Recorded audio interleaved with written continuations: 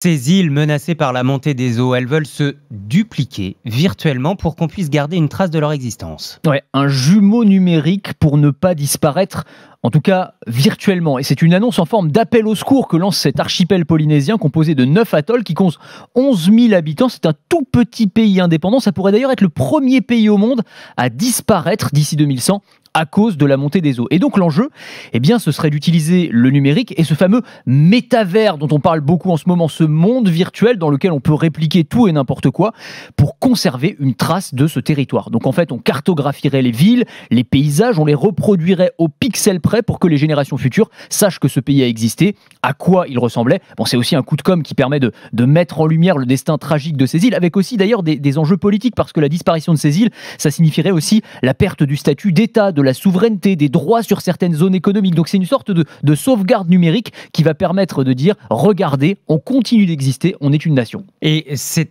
oui, là encore un peu extrême, mais ça prouve que le numérique est un outil de préservation, du patrimoine. C'est extrêmement précieux tout ça. Bien sûr, avec différents objectifs. Ça peut être une sauvegarde numérique d'un élément comme Notre-Dame de Paris, le Mont-Saint-Michel, où on va créer des jumeaux numériques très précis à partir de milliers de photographies. On va faire une modélisation très très fine qui va permettre à n'importe quel chercheur, par exemple à l'autre bout du monde, de visiter presque comme s'il y était, ou voyageur d'ailleurs, avec l'idée que le numérique c'est un outil de préservation en matière de patrimoine. Rien n'est jamais acquis. Tous les trésors peuvent être détruits, que ce soit par un accident, la guerre, l'urbanisation, l'usure du temps, qui est inéluctable évidemment. On connaît les copies des grottes, mais on peut aussi copier dans le numérique pour faire du tourisme. Exactement. Et éviter d'endommager les monuments. Absolument, c'est vrai pour les monuments, c'est vrai aussi pour les villes.